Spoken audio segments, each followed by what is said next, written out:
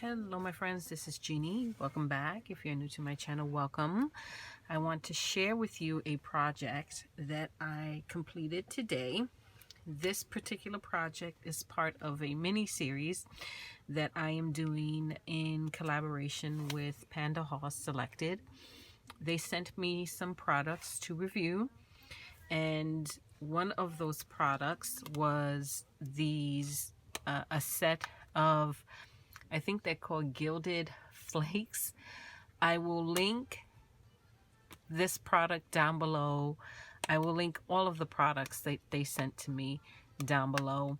And if you have not seen the unboxing video, be sure to check that out. I will put a card up in this area here. In that unboxing, I talk more in detail about this particular product, but I was really fascinated by this. I don't have anything like this in my stash and just was curious on what I can do with it. I've done a couple of projects with it so far. I used it to embellish some pages in my boho journal. I guess I'll share that with you before I share with you the major project that I completed using that. But I did use it in my boho journal. The covers for each of my signatures in my journal have a beautiful image, and the image is backed with some cardstock, and if you look closely you'll see some gold flakes on that cardstock. So what I did before I glued my image on top of that cardstock, I did rub a glue stick across it and just stuck some of those gold flakes, and I think it's just beautiful. It worked out great for my journal. Each of the signatures has the same treatment. Isn't that pretty? Look at that gold. I just think it gives it that perfect extra touch, and it works just so nicely with the journal. So that was one way. The first time I used the gold flakes. So let me put this to the side and let me share with you what I did today. So I recently made a trip to the Dollar Tree, and I came across these journals. These are really cute for $1. I'm not sure what material this is. Maybe it's supposed to be some kind of a faux leather. It's a nice flexible material, sturdy material, and it comes with 2 small books inside of it. You get the elastic, and the way the books are held into the journal is by that same elastic. So really cute journal. I can't say that I particularly care for the look, the design. Didn't care for them at all, but for $1 I bought a few of them and decided to just alter them. And that is where these gold flakes come into play, because I used the gold flakes, some acrylic paints, and other papers and trims, and I altered something that started like this and made it into this. So this is that same style journal. I believe this cover had polka dots on it before I altered it. And I just had a lot of fun altering this. I took the journal apart. Very easy to take apart, actually. There is a knot right here that once you untie that knot, you basically loose the strings that are holding the books in place, so you can set that to the side. And that middle elastic, that closure, is really easy to just pull out. So once I took the elastics off I didn't want the inside of the cover to get any paint because I did use acrylic paints to alter the cover. What I did was I used some painter's tape and I covered the inside of the cover, completely covered it, and that was so it would be protected from any paint or any other things I may use to design or to alter the cover. I use painter's tape because it is a low-tack tape. I didn't want to use any kind of tape that would leave a sticky residue on here. I wouldn't like that at all. So that's what I did to start the project. And then after that, it was just a bunch of having fun with different acrylic sprays. I used the Dina Wakely acrylic sprays. I used some purples and pinks. And then use some archival ink to distress the edges of the journal.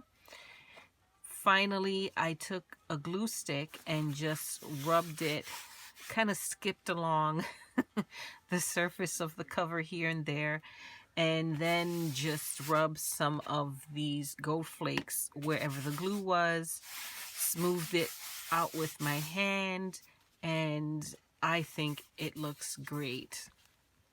Love the way that looks. I think it looks fantastic. I'm so happy with the way it turned out, and it definitely elevates the book to something other than a little journal I got at the Dollar Tree. It looks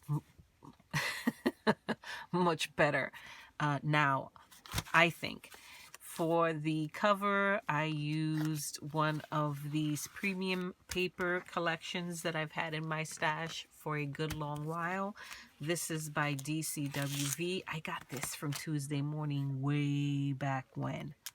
Way back when. I've had this since 2017. That's how long I've had it. But I love these premium collections. I have quite a few of them. They come with a bunch of coordinated cardstock in different textures. This one had some burlap.